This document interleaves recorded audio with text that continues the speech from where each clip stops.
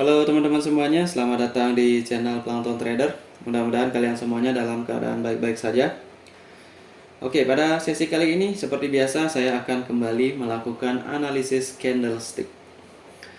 Dan perlu saya beritahukan bagi kalian yang baru belajar trading, ingin belajar analisis candlestick itu sebaiknya dilakukan terlebih dahulu ya.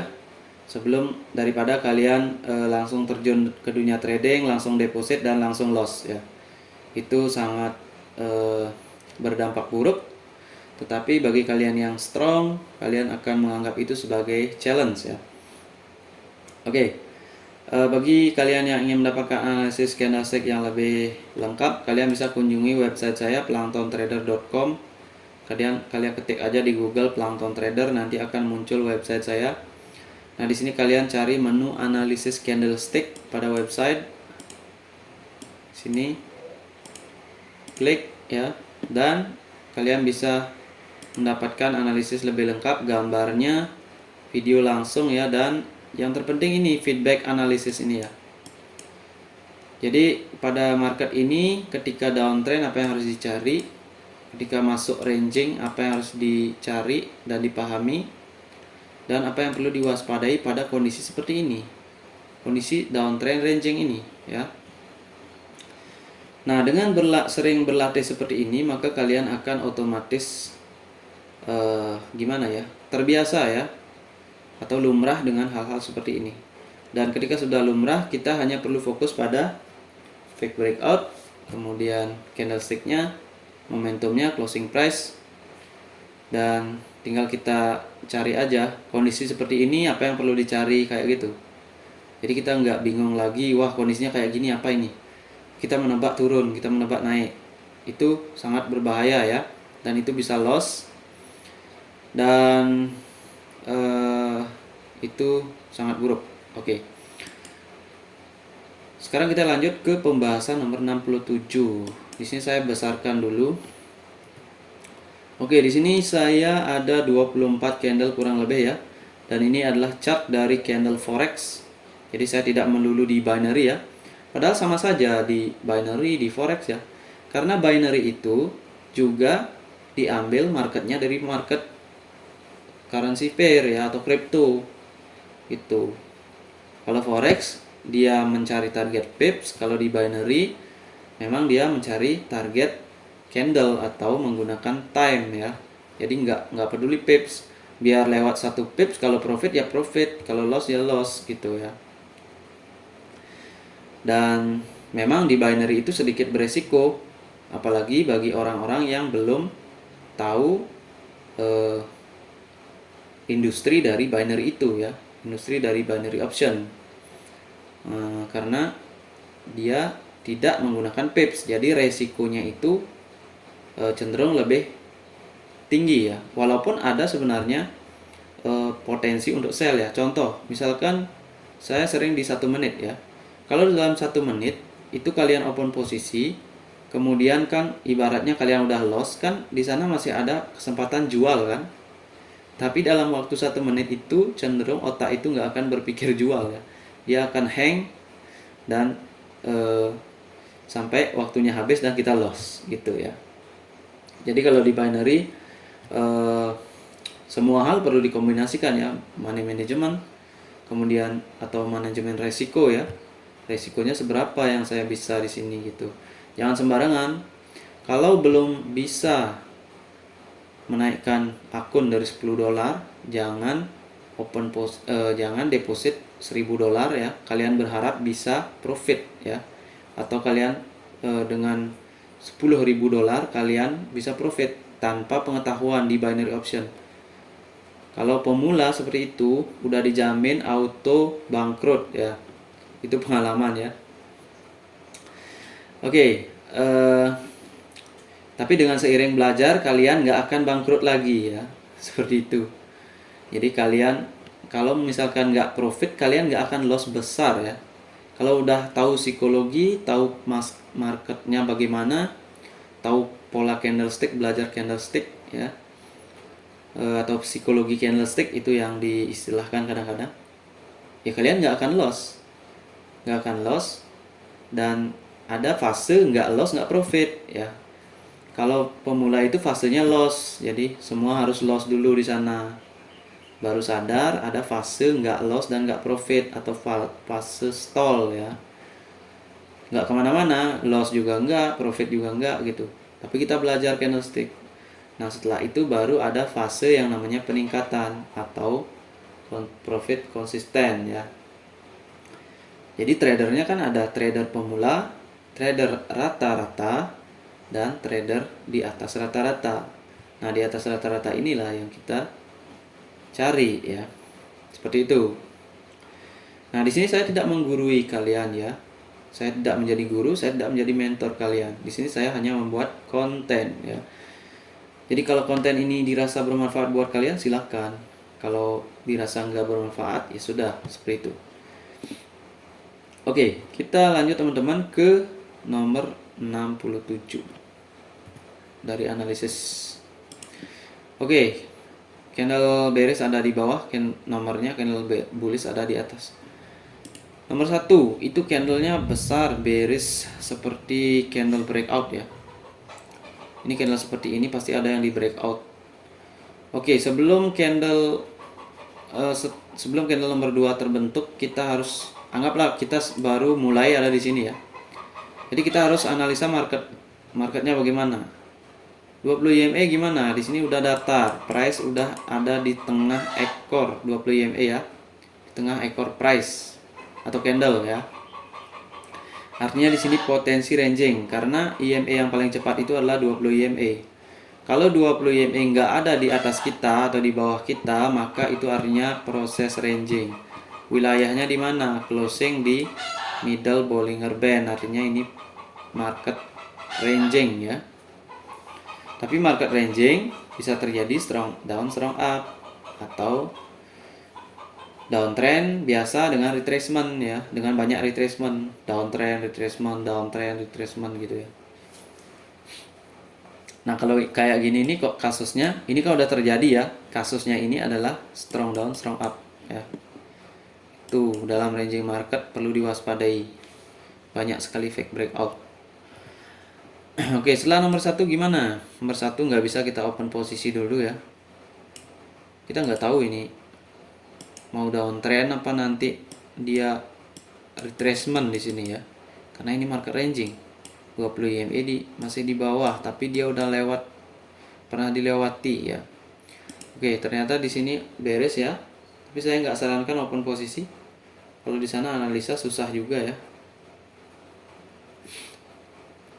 Oke, nah setelah nomor 2 di sini ada proses stall ya, stall mode ya. Nah dalam ranging market kita masih bisa menggunakan stall mode di area deviasi 1, tapi lihat ya, kalau kita menggunakan stall di sini profit sih profit, tapi bayangkan dia turun jauh banget. Kalau dia udah turun kayak gini, apakah kita masih berpikir stall di sini? Ya enggak ya. Jadi kita otomatis di sini akan cenderung diam saja karena kita menganggap ini breakout. Nah, kenapa dia bisa balik lagi sampai di area sini? Itu yang menjadi pertanyaan kita. Karena di sini adalah 20 EMA datar atau dalam potensi price keadaannya adalah ranging ya. Ranging market, maka terjadi strong down ya. Ini kan strong. Bearish strong, retrace strong ya. Habis kena di sini, naik lagi sampai sini. Nah, kalau kita open sell di sini ya kita loss ya, karena ini bullish akhirnya. Itu. Kalau kita open sell di sini ya kita loss. Karena kan kita melihat ini strong. Tapi jangan lupa kondisi ranging market strongnya bisa berakhir seketika seperti ini. Nah, sekarang nomor 3. Nomor 3 itu close di mana? Close di bawah 200 EMA atau tepat 20 EMA, sorry. Dia close tepat di 20 EMA, nomor 3. Dan ekornya panjang, kondisi ranging market. Ini waspada open buy di sini ya. Atau kalian bisa open buy di setengah ini karena di sini stall ya. Ini kan candle stall dan ini hammer. Jadi ini masih berpotensi bisa open buy di sini pada binary ya. Tapi pada forex jangan ini ya. Ini bahaya banget pada forex. karena nggak dapat apa-apa di sini. Bahkan nanti kita loss di sini ya kalau kita buy. Jadi di forex waspadai proses konsolidasi area di antara EMA dengan Bollinger Band, EMA dengan EMA, EMA dengan support resisten ya, atau dengan round number. Itu bisa terjadi konsolidasi di sana. Seperti yang sudah saya jelaskan di teori dasar. Oke, sekarang nomor 3 itu hemat, tapi kondisinya begini kita nggak bisa open posisi ya, atau kita bisa open buy di kalau dapat entry aman ya. Kalau entry-nya di sini bisa, ini adalah area support. Nah ini kan dia jadi. Oke, setelah nomor 4 candlenya adalah bearish doji. Ini artinya apa? Di sini nggak ada tekanan bullish, karena kalau di sini hammer, di sini harus bullish, atau setidaknya bullish retracement untuk bullish lagi. Ternyata doji merah ya. Close-nya lagi di 20 EMA bawah. Kalau strong trend ngapain dia close selalu di bawah atau di 20 EMA? Ya gitu ya. Itu adalah indikasi awalnya bahwa di sini nggak ada uptrend. Jadi kita bisa berpikir selling pressure. Nah, ternyata nomor 5 doji lagi, di sini lagi close-nya. Wah, berarti kan di sini ada area yang menyebabkan konsolidasi. Ini konsolidasi. Nah, jadi kita tahu awal dari konsolidasi itu apa? Ada breakout ya. Kemudian ada support yang ditandai oleh SCI. Ini kan candle signifikan SCI. Nah, jadi price terjebak sebenarnya antara 20 EMA dan di sini. Dimana ini adalah deviasi 1 bawah. Jadi dia ranging di sini. Nah, ketika di sini nggak ada buying pressure, maka ini identik dengan ekor bawah ini selling pressure ya. Tapi apa yang terjadi? Memang dia selling pressure pada akhirnya. Tapi bayangkan dia breakout dulu ini, ya, baru reject turun di sini. Closing juga nggak meyakinkan di mana ini di sini bisa jadi area support, kayak gitu. Jadi di sini ini sebenarnya nggak boleh open posisi ya, karena rawan banget penipuan di sana. Oke, kita anggap saja udah tunggu ini nomor 5 ini kita nggak yakin karena di sini ada support, di sini ada resisten. Pada akhirnya dia nomor 6 close di support. Kita mungkin bisa berpikir buy di sini, tapi pada akhirnya sell ya. Jangan lupa di sini ada ekor bawah panjang banget. Nah, terjadilah nomor 7. Nomor 7 ternyata adalah proses breakout ya. Tapi jangan lupa ini adalah 50 EMA dan ini kondisinya bisa jadi ranging karena tren ini nggak diteruskan turun, berarti tren besarnya uptrend, maka potensi ranging sangat besar karena bearish ini melawan tren besar. Jadi sini kita bisa open posisi buy karena 50 EMA belum ditembus ya. Itu belum ditembus. Ditembus balik lagi berarti itu kan belum. Apalagi di sini ada candle SCI atau candle signifikan, dimana ekornya ini adalah hammer bullish ya.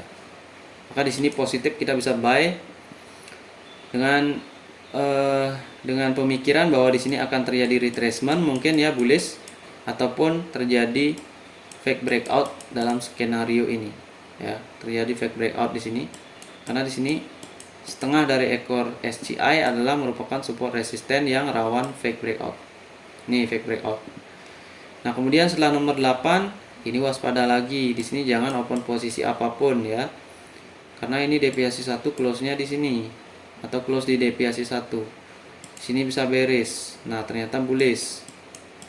Nah, di sini terjadi stall ya di 20 EMA. Tapi jangan open sell dulu di sini. Kita pasti berpikir sebelumnya, wah di sini ada fake breakout. Kemudian di sini ada retracement bullish ya. Kemudian dia dari 50 EMA, pasti di sini bullish besar ya. Jangan berpikir begitu karena 20 EMA close di sini. Di sini nggak ada trend, ya kan? Candle ini nggak menunjukkan pressure buyer atau seller. Maka di sini yang terjadi adalah bearish. Dia kembali lagi ke titik rangingnya ya, itu. Nah, di sini sebenarnya bisa open posisi sell, tapi saya nggak menyarankan karena kadang-kadang kita membaca ini sebagai pola piercing ya. yang 27 dan 8 ini. Nah, kita akan menganggap ini sebagai support. Jadi kalau udah close di sini, siapa yang tahu di sini akan bullish ya. Kayak gitu. Dan ternyata dia bearish di support, ya kan? Nah, di sini ini yang terjadi, dia bullish lagi karena di sini fake breakout. Oke, katakanlah di sini kita anggap ini rangingnya kan di sini, ya kan? Di area sini. Maka di sini wajib waspada potensi bearish lagi. Dan ternyata dia bullish. Kita tunggu ya. Karena di sini mirip HPT, tapi closingnya di support, ya. Itu yang membuat ini bullish. Tapi dia udah pernah turun kan, tapi dia naik lagi. Nah, itu adalah ranging. Itu yang menyebabkan ya. Dan ternyata di sini proses strong trendnya. Ketika fake breakout, kemudian di sini fake breakout juga. Nah, di sini fake breakout lagi. Nah, ini kan 20 EMA udah ditembus ya kan? Ini belum ditembus, ini udah ditembus. Kemudian ada bullish kecil yang seolah-olah dia lost momentum ya kan? Tapi perhatikan di sini apa? Fake breakout dalam time frame kecil ya. Jadi 20 EMA disentuh 50 EMA fake breakout, dan di sini di bawah deviasi 2 juga fake breakout ini dalam time frame 5 detik. Artinya di sini possibility of strong trend ya. Jadi strong trend possible di sini. Karena di sini ada bullish. Kalian bandingkan dengan yang di sini. Ya. Ini bukan potensi strong trend walaupun di sini bisa bearish ya. Karena di sini bearish karena fake breakout aja. Strong sih tapi nggak sekuat ini ya. Itu.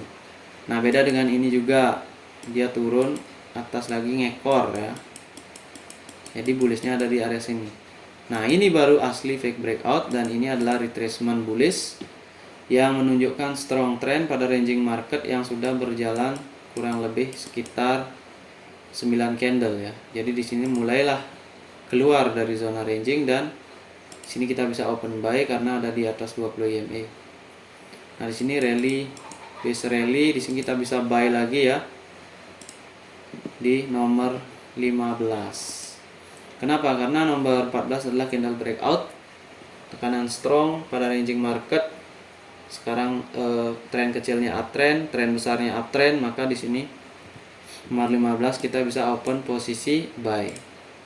Tapi kalau bisa entry aman di area sini ya. Tapi dia ini langsung aja. Tapi di sini bisa buy. Oke, nomor 14 candle breakout, nomor 15 candle breakout. Jangan lupa candlenya besar-besar. Lower high, higher high, higher low.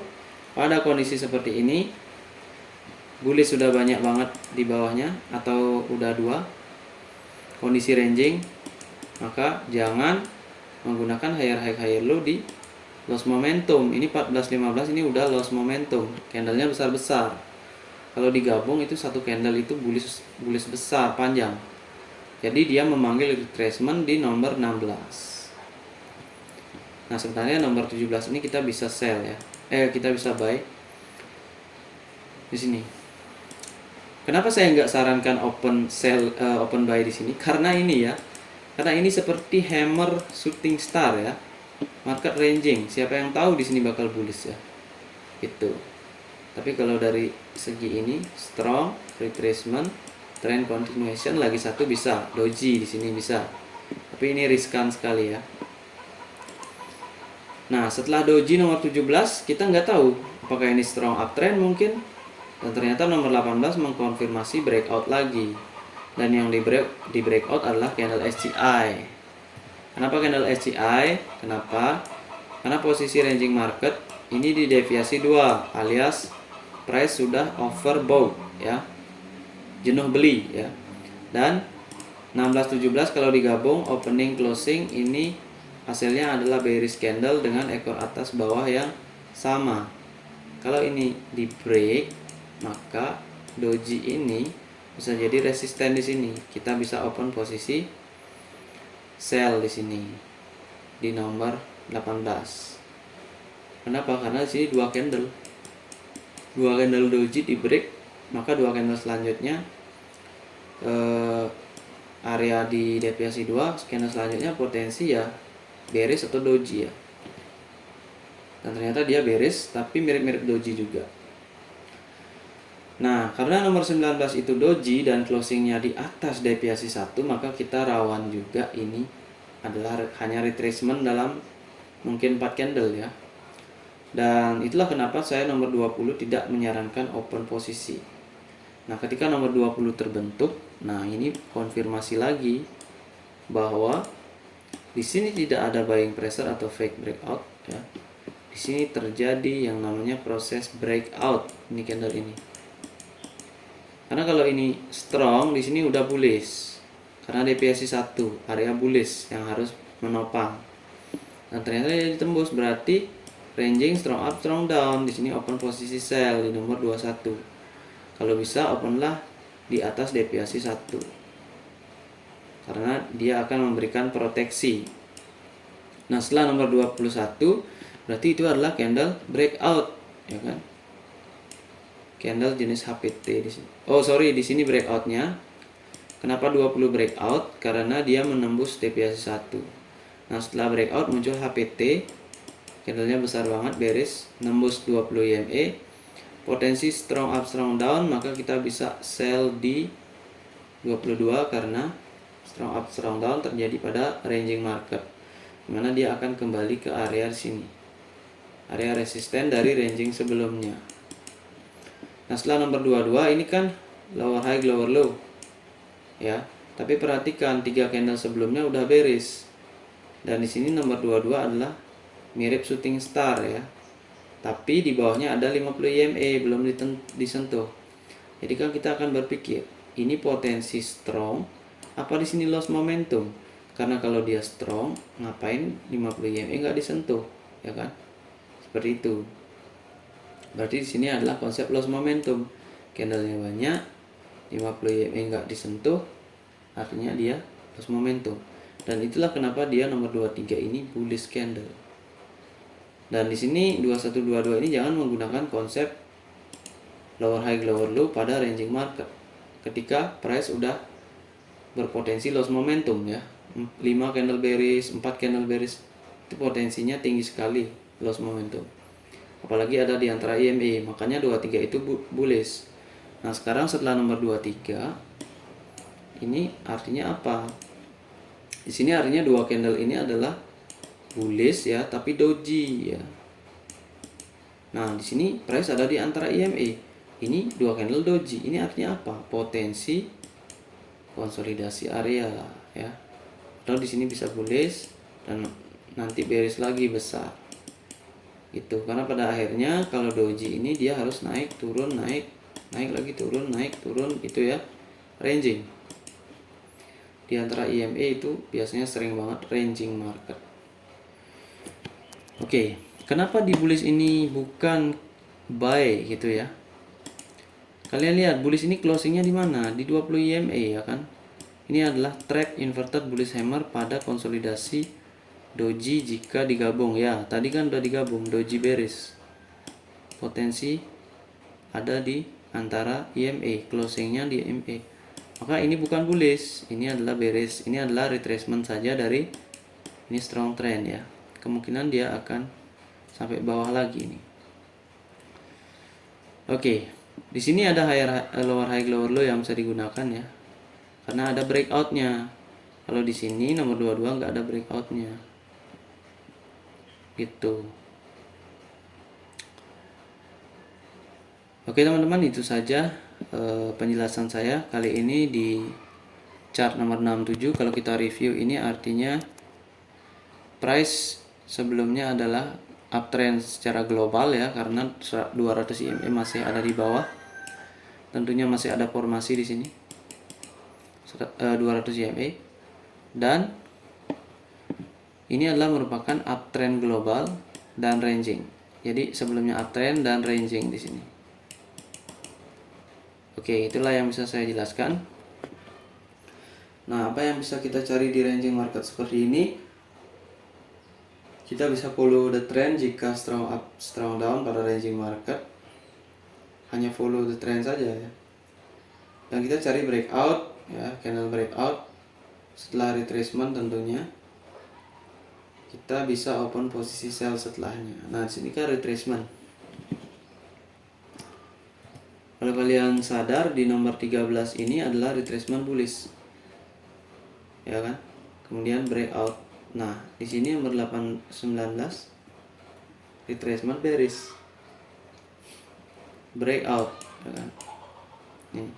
Kalau ini digabung juga boleh. 1920 ini kan bearish ekor atas bawah dalam 2 candle. Ini artinya kan di sini ada sejenis konsolidasi sama kayak ini kan. Ini dalam ada 1 candle, ini tersembunyi dalam 2 candle. Pada akhirnya breakout turun, ya kan. Itu yang harus kita pelajari.